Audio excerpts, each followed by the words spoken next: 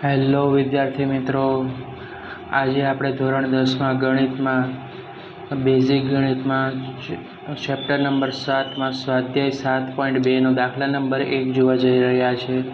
બરાબર, જેનું આપણે વિભાજનના સૂત્ર તરીકે પણ ઓળખાય છે.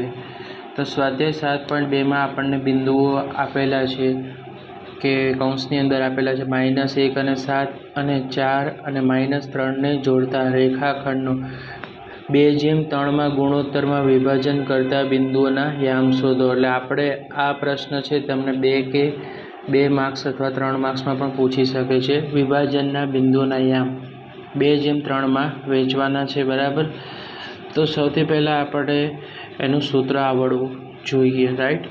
તો આપણે સૂત્ર પછી ચર્ચા કરીએ આપણે કે પી છે તો એક્સ અને વાય છે. તો પહેલું છે એક્સ, તો એક્સના યામ કયા -1 અને 7 અને વાયના યામ કયા 4 અને 3 છે.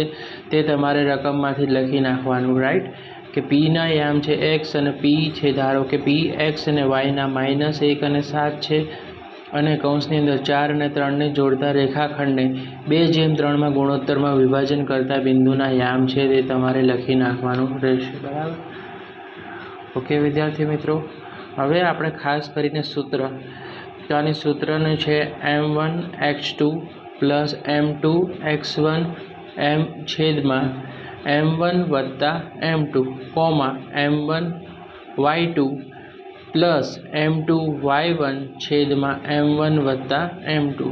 એટલે આને રાઈટ, તો તમારે આ સૂત્ર લખવાનું રહેશે. બરાબર, હવે આપણે અહીંયા આને 2 છે ને એને આપણે m1 કહેવાય, રાઈટ, અને 3 છે ને શું કહેવાય, m2 કહેવાય. એટલું તમારે ખાલી યાદ રાખવાનું રહેશે. બરાબર, ઓકે.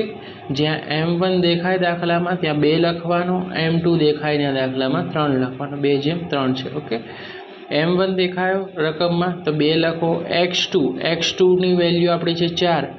ઓકે, તો આપણું x2 કેટલું છે 4 છે, તો અહીંયા 4 પ્લસ સાઇન.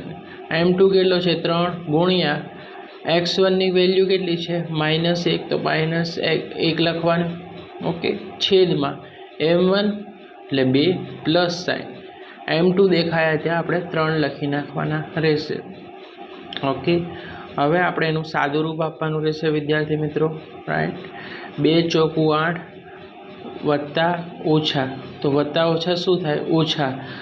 ઓકે, તો 3 એકા 3 પણ કેવા આવશે ઓછા આવશે. વત્તા ઓછા હંમેશા ઓછા જ થાય. બરાબર, 3 એકા 3 પણ 3 કેવા આવશે ઓછાની સાઇન છે. છેદમાં 2 + 3, તો 2 + 3 કેટલા થાય વિદ્યાર્થી મિત્રો 5. 5 ઉપર કેટલા 8માંથી 3 ગયા તો 5 અને છેદમાં પણ 5. 5 એકા 5, તો જવાબ તમારો શું આવશે, એક્સના જે આન્સર છે તે તમારું 1 આવશે. બરાબર, હવે એ જ રીતે વાયનું, તો આપણી પાસે સૂત્ર છે એ જ સૂત્ર m1y2 + m2y1 છેદમાં m1 + m2.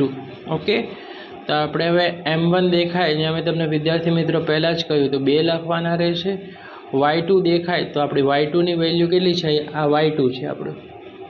ઓકે, y2ની વેલ્યુ છે -3, તો -3 લખવાના વિદ્યાર્થી મિત્રો. પ્લસ સાઇન m2ની વેલ્યુ કેટલી છે, તો m2ની વેલ્યુ છે આપણી 3 છે, તો 3 લખવાના રહેશે. બરાબર વિદ્યાર્થી મિત્રો, અને y1ની વેલ્યુ કેટલી છે, y1 આને કહેવાય 7 છે, તો આપણે 7 લખવાના રહેશે વિદ્યાર્થી મિત્રો.